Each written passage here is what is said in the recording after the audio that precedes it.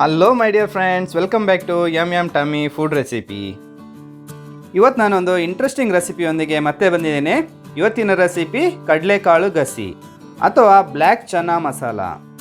ತುಂಬಾ ಟೇಸ್ಟಿಯಾಗಿರುವಂತಹ ಈ ರೆಸಿಪಿಯನ್ನು ನಾವು ಚಪಾತಿ, ಇಡ್ಲಿ, ದೋಸಾ ಅಥವಾ ರೈಸ್ ಜೋಡಿ ಸರ್ವ್ ಮಾಡ್ಬೋದು. ಮೊದಲಿಗೆ ನಾನಿಲ್ಲಿ 2 ಕಪ್ ಕಡಲೆಕಾಳನ್ನು ಓವರ್ ನೈಟ್ ಸೋಕ್ ಮಾಡಿಬಿಟ್ಟು 1 ಪೊಟ್ಯಾಟೊ ಕಟ್ ಮಾಡಿ ಹಾಕಿಬಿಟ್ಟು ಚೆನ್ನಾಗಿ ಬೇಯಿಸ್ಕೊಂಡಿದ್ದೀನಿ. ನಂತರ ನಾನಿಲ್ಲಿ ಕಡಲೆಕಾಳು ಗಸಿ ಮಾಡಲಿಕ್ಕೆ ಮಸಾಲವನ್ನು ಫ್ರೈ ಮಾಡ್ಕೊಳ್ತಾ ಇದ್ದೀನಿ. ಕಡಾಯಿಯಲ್ಲಿ 2 ಚಮಚ ಕೊಬ್ಬರಿ ಎಣ್ಣೆಯನ್ನು ಹಾಕಿದ್ದೀನಿ. ಎಣ್ಣೆ ಬಿಸಿಯಾದ ನಂತರ 2 ಏಲಕ್ಕಿ, 4 ರಿಂದ 5 ಲವಂಗ, 1 ಇಂಚು ದಾಲ್ಚಿನ್ನಿ, 1 ಚಮಚ ಬಡೆ ಸೊಪ್ಪು ಹಾಗೆ 1 ಚಮಚ ಜೀರಿಗೆಯನ್ನು ಹಾಕಿಬಿಟ್ಟು ಫ್ರೈ ಮಾಡ್ಕೊಂಡಿದ್ದೀನಿ. ನಂತರ ಸ್ಲೈಸ್ ಮಾಡಿರುವಂಥ ಒಂದು ಚಿಕ್ಕ ಈರುಳ್ಳಿಯನ್ನು ಹಾಕಿಬಿಟ್ಟು ಫ್ರೈ ಮಾಡ್ಕೊಳ್ತಾ ಇದ್ದೀನಿ. ಈರುಳ್ಳಿ ಚೆನ್ನಾಗಿ ಟ್ರಾನ್ಸ್ಪರೆಂಟ್ ಆಗುವವರೆಗೆ ನಾವಿಲ್ಲಿ ಫ್ರೈ ಮಾಡ್ಕೊಳ್ಬೇಕು. ನಂತರ ನಾನಿಲ್ಲಿ ಆ್ಯಡ್ ಮಾಡ್ತಿದ್ದೀನಿ ಚಿಕ್ಕದಾಗಿ ಕಟ್ ಮಾಡಿರುವಂತಹ ಟೊಮೆಟೊ. ಈ ಕಡಲೆಕಾಳು ಗಸಿಯನ್ನು ಕೇರಳದಲ್ಲಿ ಅಪ್ಪಂ, ಪುಟ್ಟು ಮತ್ತು ಇಡಿಯಪ್ಪಂ ಜೋಡಿ ಸರ್ವ್ ಮಾಡ್ತಾರೆ. ಟೊಮೆಟೊ ಚೆನ್ನಾಗಿ ಸಾಫ್ಟ್ ಆಗುವವರೆಗೆ ಫ್ರೈ ಮಾಡಿಕೊಂಡ ನಂತರ 1 ಕಪ್ ಫ್ರೆಶ್ ಗ್ರೇಟೆಡ್ ಕೊಕೊನಟನ್ನು ಆ್ಯಡ್ ಮಾಡಿದ್ದೀನಿ. ಕೊಕೊನಟ್ ಆ್ಯಡ್ ಮಾಡಿದ ನಂತರ ಚೆನ್ನಾಗಿ 2 ನಿಮಿಷಗಳ ಕಾಲ ಫ್ರೈ ಮಾಡ್ಕೊಳ್ಬೇಕು. ನಂತರ ಡ್ರೈ ಮಸಾಲವನ್ನು ಆ್ಯಡ್ ಮಾಡಬೇಕು. ಮೊದಲಿಗೆ ನಾನಿಲ್ಲಿ 1 ಚಮಚ ಚಿಲ್ಲಿ ಪೌಡರ್, ಅರ್ಧ ಚಮಚ ಟರ್ಮರಿಕ್ ಪೌಡರ್ ಆ್ಯಡ್ ಮಾಡಿಬಿಟ್ಟು ಚೆನ್ನಾಗಿ ಫ್ರೈ ಮಾಡ್ಕೊಳ್ತಾ ಇದ್ದೀನಿ. ಫ್ಲೇಮನ್ನು ಲೋ ಆಗಿಟ್ಬಿಟ್ಟು ಮಸಾಲವನ್ನು ಫ್ರೈ ಮಾಡ್ಕೊಳ್ತಾ ಇದ್ದೀನಿ. ನಂತರ ನಾನಿಲ್ಲಿ 1 ಚಮಚ ಕೊರಿಯಂಡರ್ ಪೌಡರ್ ಹಾಗೆ 10 ರಿಂದ 12 ಕರಿಬೇವಿನ ಎಲೆಯನ್ನು ಸೇರಿಸ್ಬಿಟ್ಟು ಒಮ್ಮೆ ಚೆನ್ನಾಗಿ ಫ್ರೈ ಮಾಡ್ಕೊಳ್ತಾ ಇದ್ದೀನಿ. ಮಸಾಲೆ ಚೆನ್ನಾಗಿ ಫ್ರೈ ಆಗಿದೆ. ನಾನಿವಾಗ ಮಿಕ್ಸಿ ಜಾರ್ನಲ್ಲಿ ಟ್ರಾನ್ಸ್ಫರ್ ಮಾಡ್ಕೊಳ್ತಾ ಇದ್ದೀನಿ.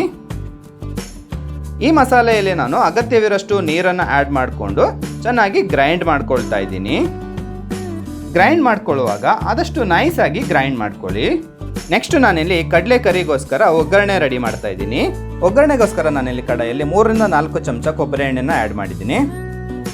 ಎಣ್ಣೆ ಬಿಸಿಯಾದ ನಂತರ 1 ಚಮಚ ಸಾಸಿವೆ ಹಾಗೆ 1 ಒಣಮೆಣಸು, 10 ರಿಂದ 12 ಕರಿಬೇವಿನ ಎಲೆಯನ್ನು ಸೇರಿಸ್ಬಿಟ್ಟು ಫ್ರೈ ಮಾಡ್ಕೊಳ್ತಾ ಇದ್ದೀನಿ.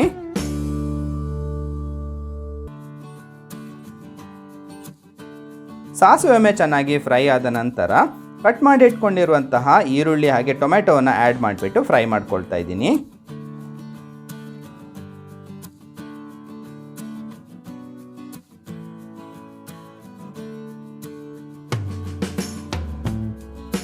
ನಂತರ ನಾನಿಲ್ಲಿ ಸ್ಲಿಟ್ ಮಾಡಿ ಇಟ್ಕೊಂಡಿರುವಂತಹ 2 ಹಸಿಮೆಣಸನ್ನು ಆ್ಯಡ್ ಮಾಡ್ತಾ ಇದ್ದೀನಿ. ಈರುಳ್ಳಿ, ಟೊಮೆಟೊ ಹಾಗೆ ಹಸಿಮೆಣಸು ಸಾಫ್ಟ್ ಆಗುವವರೆಗೆ ನಾವು ಇದನ್ನು ಫ್ರೈ ಮಾಡ್ಕೊಳ್ಬೇಕು. ಒಗ್ಗರಣೆ ಒಮ್ಮೆ ಚೆನ್ನಾಗಿ ಫ್ರೈ ಆದ ನಂತರ ನಾನಿಲ್ಲಿ ಕಡಿದಿಟ್ಕೊಂಡಿರುವಂತಹ ಮಸಾಲವನ್ನು ಸೇರಿಸ್ತಾ ಇದ್ದೀನಿ. ಮಿಕ್ಸಿ ಜಾರ್ನಲ್ಲಿ ಒಂದು ಅರ್ಧ ಗ್ಲಾಸ್ನಷ್ಟು ನೀರನ್ನು ಸೇರಿಸ್ಬಿಟ್ಟು ಕ್ಲೀನ್ ಮಾಡಿಬಿಟ್ಟು ಆ್ಯಡ್ ಮಾಡ್ಕೊಂಡಿದ್ದೀನಿ. ಕರಿ ನಮಗೆ ಯಾವ ಕನ್ಸಿಸ್ಟೆನ್ಸಿಯಲ್ಲಿ ಬೇಕೋ ಅದರ ಪ್ರಕಾರ ನೀರನ್ನು ನಾವು ಹೆಚ್ಚು ಕಡಿಮೆ ಮಾಡ್ಕೊಳ್ಬೋದು. ನಂತರ ರುಚಿಗೆ ತಕ್ಕಷ್ಟು ಉಪ್ಪು ಹಾಗೂ 1 ಚಮಚ ಬೆಲ್ಲವನ್ನು ಸೇರಿಸ್ಬಿಟ್ಟು ಒಮ್ಮೆ ಚೆನ್ನಾಗಿ ಮಿಕ್ಸ್ ಮಾಡಿ ಮುಚ್ಚಳವನ್ನು ಮುಚ್ಚಿ 1 ಕುದಿ ಚೆನ್ನಾಗಿ ಬರುವವರೆಗೆ ನಾವು ಇದನ್ನು ಬೇಯಿಸ್ಕೊಳ್ಬೇಕು. ಕರಿ ಚೆನ್ನಾಗಿ ಬಾಯ್ಲ್ ಆಗ್ತಾ ಇದೆ. ನಾನಿವಾಗ ಆ್ಯಡ್ ಮಾಡ್ತಾ ಇದ್ದೀನಿ ಬೇಯಿಸಿಟ್ಕೊಂಡಿರುವಂತಹ ಕಡಲೆಕಾಳು ಮತ್ತು ಪೊಟ್ಯಾಟೊ. ಈ ಕಡಲೆಕಾಳು ಗಸಿ ಅಥವಾ ಕರಿಯಲ್ಲಿ ಪೊಟ್ಯಾಟೊ ತುಂಬಾ ಚೆನ್ನಾಗಿ ಟೇಸ್ಟ್ ಕೊಡ್ತದೆ. ಪೊಟ್ಯಾಟೊ ನಿಮಗೆ ಏನಾದರೂ ಇಷ್ಟ ಇಲ್ಲ ಅಂತಂದರೆ ಸ್ಕಿಪ್ ಮಾಡ್ಕೊಳ್ಬೋದು.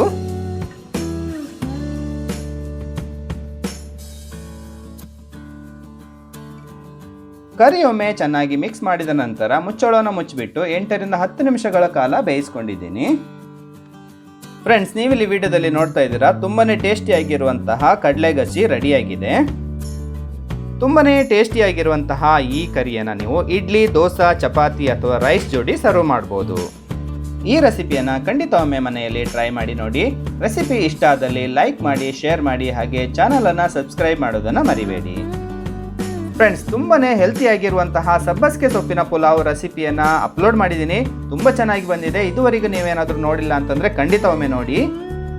ನನ್ನ ಎಲ್ಲ ವೀಕ್ಷಕರಿಗೆ ಧನ್ಯವಾದವನ್ನು ಹೇಳ್ತಾ ಇದ್ದೀನಿ. ಇದೇ ರೀತಿಯ ಇನ್ನೊಂದು ಇಂಟ್ರೆಸ್ಟಿಂಗ್ ರೆಸಿಪಿಯೊಂದಿಗೆ ಮತ್ತೆ ಬರ್ತೇನೆ. Until then, bye from Vishwas.